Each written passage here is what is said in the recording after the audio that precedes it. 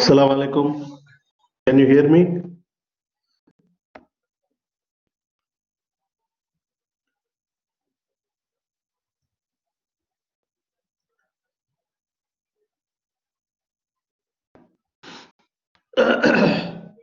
Today we'll see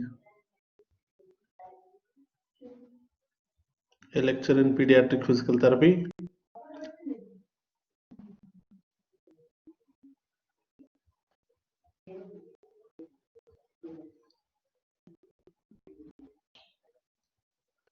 So in the last class we have seen muscular dystrophy. In this class we'll be seeing spinal muscular atrophy.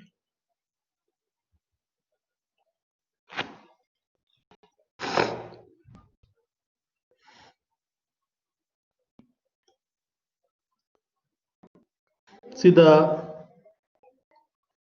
last class, as we discussed, the muscular dystrophy is one of the condition where it is going to affect the muscles of the individual, and those muscles will be damaged because of the one important protein called dystrophin.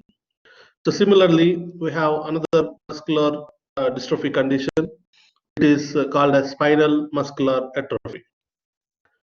So the spinal muscular atrophy, it represents the second most common group of fatal recessive diseases after cystic fibrosis. So as we know, we have there are some conditions which definitely cause death to the newborns. So one of them is cystic fibrosis.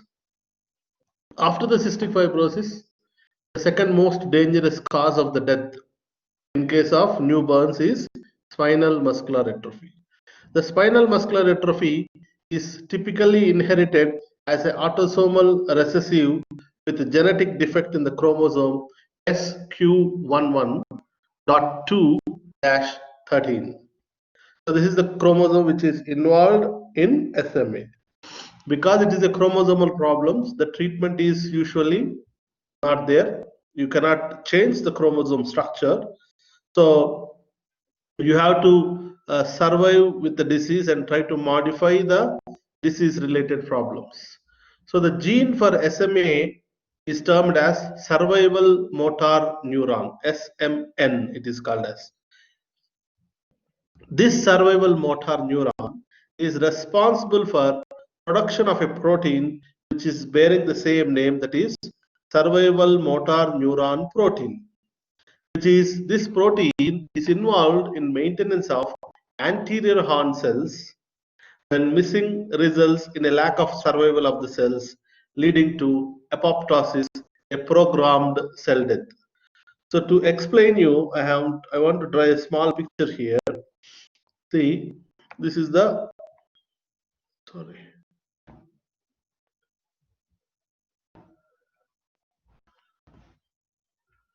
So here there is a gap. See, if this is the cross section of the spinal cord, in this we'll have outside the gray matter and inside the white matter. Sorry, outside white matter and inside gray matter. The dorsal horn is receiving the information and the ventral horn will be giving the information. So in the ventral horn, the major cells which takes the information from central nervous system and from the dorsal horn, they are called as anterior horn. So since it is a anterior horn of the gray matter, that's why it is called anterior horn. Horn means the wing. Anterior horn cells,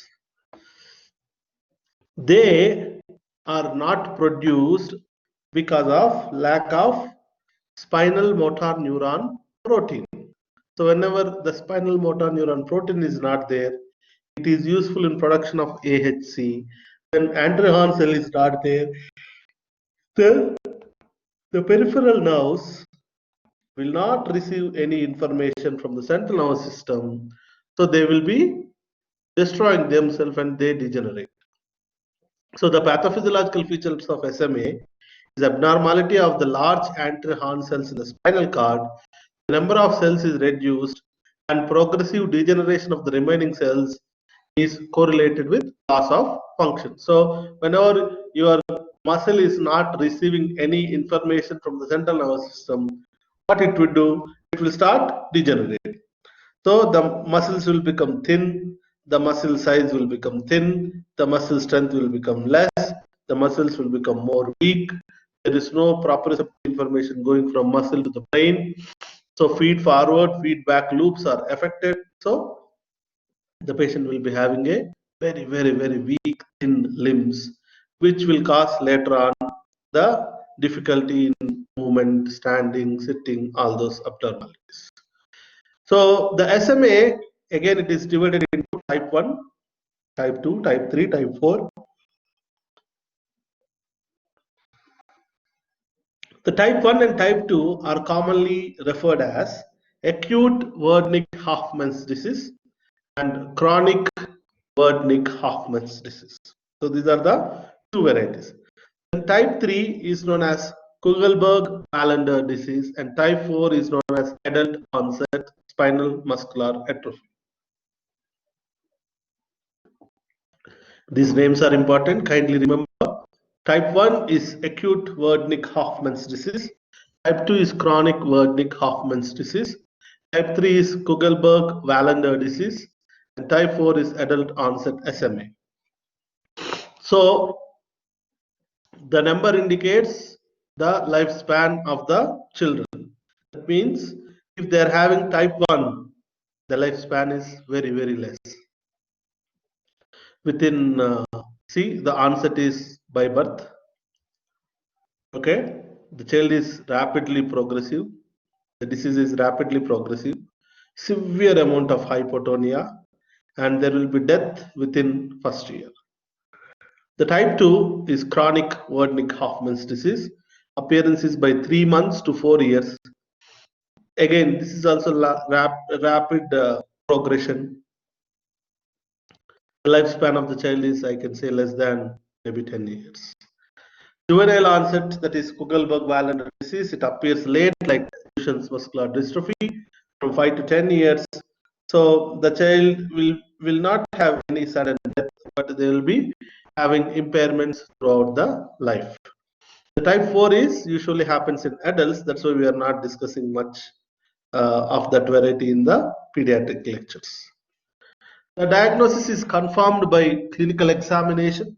By seeing the muscle, you can understand that this muscle is getting some bad shape due to lack of nervous system supply, and these muscles are not receiving any input from the higher centers, and they are not voluntarily functioning. Their strength is low. So like that, you can see the muscle in the clinical examination, and you can do a electromyographic test. It is electromyography. By this, there will be spontaneous discharge in the muscle due to lack of control from the higher center. So it will cause fibrillations and fasciculation potentials. So it shows that the child is having some denervation, and at the same time, nerve conduction velocities is normal, and muscle biopsy definitely shows and demonstrate denervation.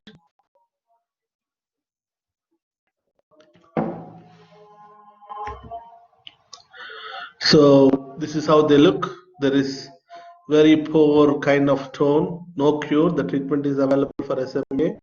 No treatment is also available. Only the physical therapy program to maintain the quality of life for children. So only that much is indicated. The acute variety, that is type 1. The major primary impairments will be muscle weakness. Cranial nerves are also involved, but it is occasionally. Contractures may be there. Muscle fasciculations, including fasciculations of tongue and respiratory distress also may be there. And as I told you, the most of the time, the death of any child with muscular dystrophy happens is not because of the limbs involvement. When the limbs are involved, the child don't die. They die majorly because of involvement of the respiratory system and decreased respiratory capacity. So the scoliosis, decreased respiratory capacity, and easily fatigability decreases lung clearance mechanism, and they cause the death in these children.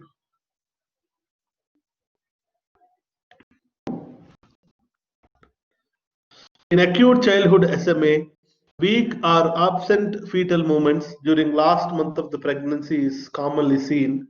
So by that, the mother can have a doubt that my child is going to burn. Do they have good health?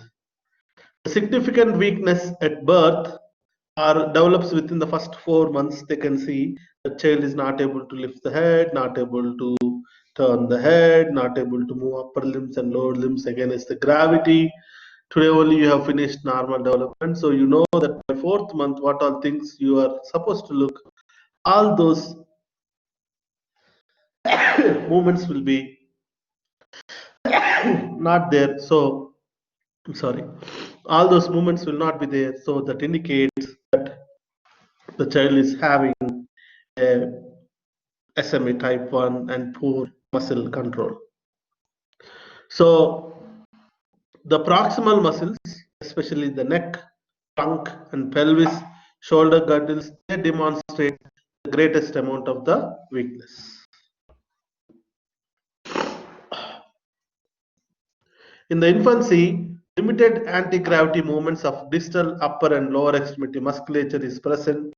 So this is in the, if they are maintained for some longer period. The positioning program, that means maintaining the child positions, is necessary in the newborn period. Use of wedges should be considered to avoid supine position in the presence of respiratory distress. That means if you put them in more supine position, what happens? The abdominal content will be pressing on the respiratory system, so or the diaphragm. So that is going to cause, see if your diaphragm is like this, and this is the chest wall, and this is the abdominal content. So when this press in supine position, the abdominal content, the child may not be able to breathe properly.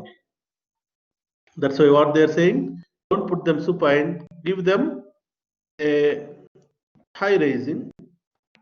So that means this is the, again, lung wall, and abdominal content is activated by gravity towards this direction. So there is no compression on the respiratory system. The child can breathe better. The respiratory care is a critical focus or central focus in the therapy program. The use of ventilatory support with either tracheostomy or non-invasive mechanical ventilation to prolong the survival in the child with SMA type 1 will be done. But I don't recommend it much because we know that the death is vulnerable. It is important to decrease the suffering of the child and maintain the breathing capability as much as possible and improve the quality of life of the child and suffer the child in ICUs and other stuff.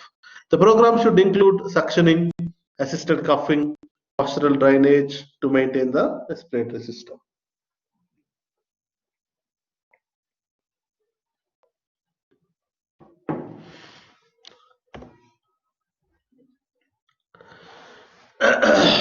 To further facilitate the respiratory system, an elastic binder around the abdomen in sitting may be useful for the child who demonstrate a marked reduction of oxygen saturation when seated. So ROM exercises with proper positioning should be carried out to ensure maintenance of flexibility and comfort. Exercise program should also include limited activities of strengthening, because the more amount of resistance you apply, then muscles will not be able to take that much load and they may be damaged. So you have to do it very carefully. The developmental activities such as use of supported sitting. For the development of head control should be of short duration to avoid fatigue. A special care with feeding is necessary to avoid aspiration and secondary respiration problems. So this is to prevent a sudden death. We have to do some activities in the respiratory system. Since muscles are weak, they are very highly tend for fatigueness. So that is, we have to take care. In the type 2, the clinical presentation and progression of the chronic childhood SMA are highly variable. Most of the children with type 2 SMA will have impairments by 18 months, but it is not confirmed. Some children may show by the age of 4 years also. The program of newborn with chronic SMA should be similar that of the children with acute SMA. Like the main aim will be maintaining the respiratory system and decrease the fatigability of the muscles. Plus, you will be focusing on more development activities, which is provided on ongoing basis and are indicated to develop gross motor skills like sitting skills, standing, walking, these kind of skills. The therapy sessions should be very short periods, like 10 minutes or maximum 15 minutes, to decrease the fatigueness of the muscles. Instruction to the family in the use of adaptive equipment for proper positioning. If the child is not standing by the age of 16 to 18 months, adaptive equipments for standing should be considered. A supine stander is recommended for the children without head control. And an orthopedic consultation for corset or TLSO, that is thoracolumbo-sacral orthosis, should be considered for using in standing to maintain the spine in erect position. Even though the child may not having any structural scoliosis, the child may be having a functional scoliosis or abnormal spinal posture due to lack of muscle control around the spine. So that's why we try to use a corset, a binder around the trunk or the TLSO to maintain the trunk in erect position. The preschool period, as we said, the child is able to survive up to like 10 years. The toddler, the orthotics for standing might be considered. The lightweight KFOs is good to use to maintain the standing posture. The progression of weakness may make walking an unrealistic goal, so we have to somewhere we have to compromise, and we have to say that this is not possible for this with this much weakness. So sometimes we have to take care of what is the child is having, which is essential to improve their child quality of life than running behind in higher level goals. So independence with mobility other than walking is a primary goal for child who will not develop independence in walking, or when walking is no longer possible. So when walking is unrealistic, then you have to focus on sitting, especially the sitting in a powered wheelchair, which will be used to move the child in and around the community. The severe contractures are the result of prolonged sitting, and progression of these contractures is not uncommon. So we have to make sure that they are expected to come. And the transition to adulthood, survival into adulthood, is extremely variable. A nicely maintained child may come to the adulthood also, but if the maintenance of the child is poor, then they may not survive up to the adulthood. They're completely dependent on transfers and ADLs. An aggressive program of pulmonary care is required, including breathing exercise and postural drainage, to maintain the respiratory system. A program of ROM should be continued to, which will be helpful in the transfers and other activities. The type 3, the symptoms of weakness within the first year of life in the proximal hip and shoulder girdle musculature, but more typically the onset is later in the first decade. Rarely bulbar signs. Bulbar signs means breathing difficulty, swallowing problems. They are called bulbar signs. Soft pseudohypertrophy. This looks like muscular dystrophy. fasciculations, sudden contraction of the muscles. Mini myoclonus may be primary impairment noted on examination, increased lordosis, and compensated Trendelenburg gait, that is, lateral shifting of the body while walking. So the type 3, majorly the ankle plantar flexion contractures are very commonly seen even in DMD also. You have to maintain them by ankle foot orthosis and strengthening the dorsiflexors and elongation of the plantar flexors. Upper extremity strength is good, it is usually well preserved. Walking can be maintained lifelong as a primary means of ambulation, but without orthosis and help, you have to think. The management consists of range of motion, stretching, selected strengthening exercises, maintaining functional skills, adaptive equipments for mobility. All these things should be considered for later stages of juvenile onset spinal muscular atrophy. So majorly these three varieties are commonly seen in pediatric populations. So as a summary, spinal muscular atrophy is due to a important lack of a protein called spinal motor neuron protein, which is useful in production of anterior horn cells in the spinal cord. So when anterior horn cells are not there in the spinal cord, automatically the rest of the peripheral nerves will go for degeneration. And though when there is no nerve supply is coming to the muscle, the muscles will be destroyed by themselves and they cause severe amount of weakness, which leads to difficulties in activities of daily living and participation skills of the child. So the SMA has three varieties: SMA 1, 2, 3, and in adulthood there is 4. In pediatric population, we are majorly discussing first three varieties.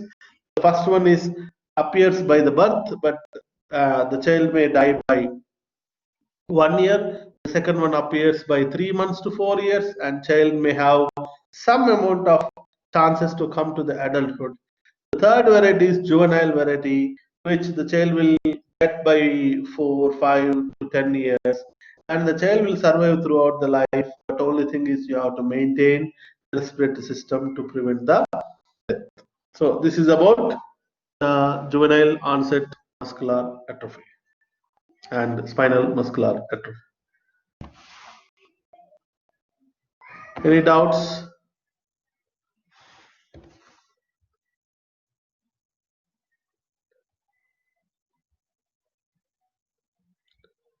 Any clarifications? Any doubts?